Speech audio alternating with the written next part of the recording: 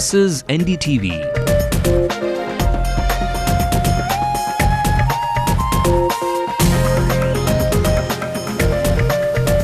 And you're watching NDTV Hindu.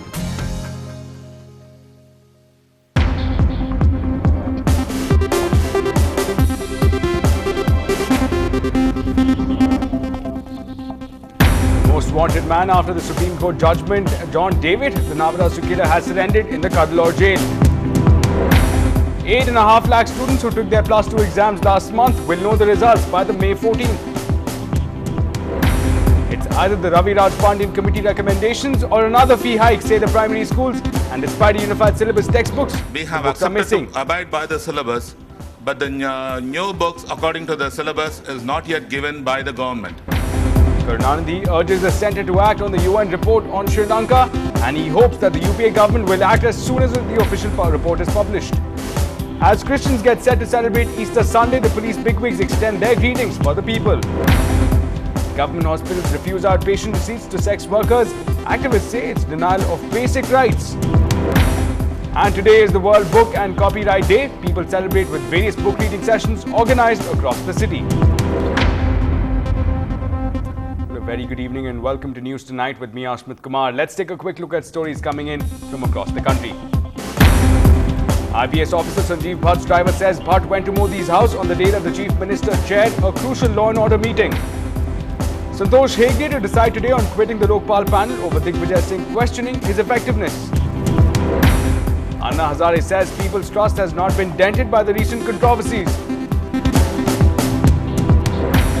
Phase 2 of polling in Bengal finishes today. In the fray are Pranab Mukherjee's son Arijit and key Muslim leaders. Sai Baba continues to be critical. Followers pour into Puttaparthi, praying for him.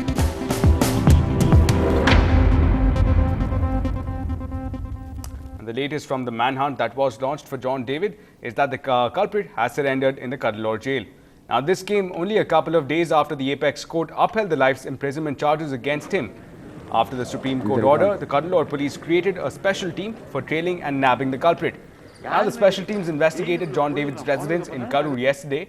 John David has been charged with killing Navarasu, a college mate, while dragging him. We were joined by the SP of Cuddalore Police. He spoke of the police efforts leading to the surrender of John David. Today we were able to track down his location to, in fact, Aryan Kuppam. I was about to raid cases in Aryan Kuppam. In that time, we also got his location that he's changing and coming towards Cuddalore. So we let him come. He set up a tab that let him come and surrender. Following the Supreme Court order, we were also in touch with his mother. He was acquitted in 2001 by the High Court. He was convicted by the Sessions Court. He was acquitted. So in that sense, he was a free man till the Supreme Court, the Honorable Supreme Court, again found him guilty. Once the Supreme Court order came, even though it did not come in writing, they immediately got onto the job to again secure him.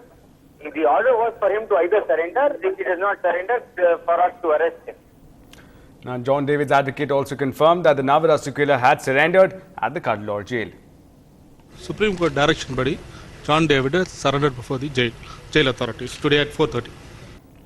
And moving ahead, it is not just the politicians who will be on the edge come the month of May. Now, school children will be awaiting the outcome of arguably the biggest and the most important moment of their school life, the board results. Now, Class 12 results will be made available on May 14th, while Class 10 results will be announced on May 10th.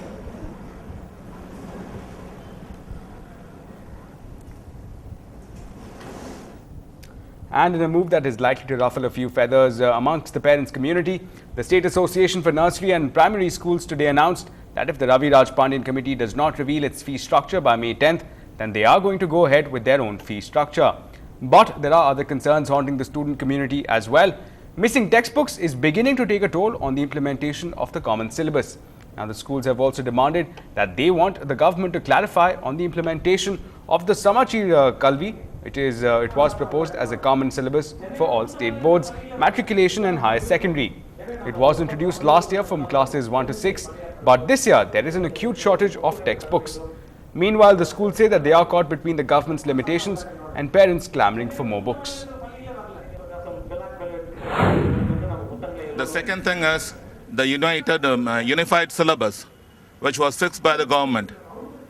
We have accepted to abide by the syllabus, but the new books according to the syllabus is not yet given by the government. And it's almost end of the term, end of the year, and the new year is about to start. And without the books, we cannot run the school. And since the fee revision is also not given, all the schools are in a confusion as to follow which fees and everything.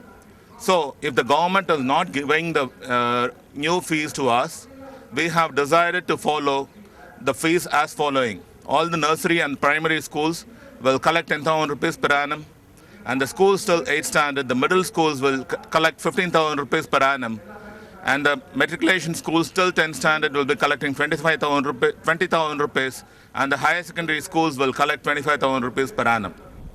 Now moving on to action from the political arena, the Chief Minister of Tamil Nadu, M. Karunanidhi, has urged the central government to act on a leaked UN inquiry on the armed conflict in Sri Lanka. He also decried the main opposition leader Jayalalitha's allegations against him over the UN report. Now the UN report said that there was credible evidence of army shelling of a no-fire zone which caused thousands of civilian deaths. It also spoke of torture and sexual violence against women in the final stages of fighting before the fall of the Tamil Tiger rebels in the year 2009. Now the leader of the MDMK Vaiko has called in for a rally in Chennai on Monday to condemn Sri Lanka's President Mahinda Rajapaksa over these UN report. And moving forward, as the Christians are set to celebrate Easter at midnight today, politicians have conveyed their greetings. Chief Minister Karunanidhi said that Jesus Christ dedicated his life for the downtrodden and urged the Christians to follow his way. Tamil Nadu's main opposition leader J. Jayalalitha and DMDK leader Vijay Kant also greeted the Christian community on the Easter Eve. Well, staying with Amma now, Jayalalitha has separately urged her supporters to refrain from May Day activities and celebrations that might violate the Model Code of Conduct enforced for the elections held earlier this month. Now, political speeches at May Day rallies are common but could violate the Model Code. She urged supporters to delay May Day rallies till the election results are announced on May the 13th. Now, they are the oldest professionals in the world, but sex workers are increasingly facing human rights violations. A couple of recent instances has the rights groups fuming. Peer Mohammed brings us this report. Last week, there were at least 2 cases of assault on sex workers in Chennai which required medical assistance. One of them reportedly sustained injuries in her leg, while another on her back.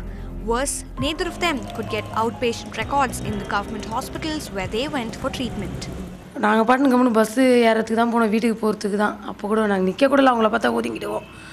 கூப்பிட்டு வந்து ஒரு sir போலீஸ்காரர் கூப்பிட்டு வந்து செம்மடியாக அடிச்சு ரொம்ப சித்திரவதை பண்ணுறாங்க. ஒரு இது இல்லாமல் சும்மா கூட நிற்கக்கூடாது, யார்கிட்ட பேசினா கொண்டா கூட பரவாயில்ல, அடிக்கலாம் செய்யலாம், எது வேணால் பண்ணலாம். லாலி மேடம் எஸ்ஐ போலீஸ் தான் அடிக்கிறாங்க பயங்கரமாக, ரொம்ப இது பண்ணுறாங்க. இதுக்கு போனோம், ஆஸ்பத்திரிக்கு போனோம், ஜிஹெச்சில் அவங்களும் ஓபி சீட்டுகளும் தரமாட்டேன்றாங்க. இந்த மாதிரியான பிரச்சனைகளை நாங்கள் கவர்மெண்ட் ஹாஸ்பிட்டல் போய் அவங்க ட்ரீட்மெண்ட் எடுக்கணுன்னா கூட எங்களுக்கு அதுக்கான ஒரு வழிமுறையும் இல்லை. இது வந்து ஸ்டேட் ஹியூமன் ரைட்ஸ் கமிஷனுக்கு போய் அங்கே தான் ஏதாவது நியாயம் கிடைக்குதா. நாங்கள் ஆல்ரெடி இது மாதிரி கேஸ்க்கு வந்து நாங்கள் கமிஷனர் ஆஃபீஸ்க்கெல்லாம் நாங்கள் கொடுத்துருக்கோம். ஆனால் அவங்க வந்து சரியான நடவடிக்கை எடுக்கலை. Police dismiss such charges as rare incidents. What is the cause for concern is that government doctors seem to be in the dark about the rights of sex workers and other sexual minorities. Rights activists insist that basic rights cannot be denied to them. The government doctors are also failing in their duty to register their complaints by not issuing OP checks, that is the outpatient checks, and also failing to issue accident registers. By and large, we find that the doctors do treat them, but they refrain from registering these cases. As a matter of fact, their hospitals are duty bound to register any case which is being reported to them. The patient may go either voluntarily by herself or himself, or being taken by somebody else, or the police also at times could accompany the patient with a police memo. The refusal to record human rights violation against sex workers is not just a civil rights issue. Rights activists feel that it is a reflection of civil society's indifference towards the marginalized. In Chennai with Peer Mohammed, Divya Kumar for NDTV Hindu. Well, a dark cloud hangs over whether Justice Hegde will resign from the Lokpal committee. We get you more details on the other side.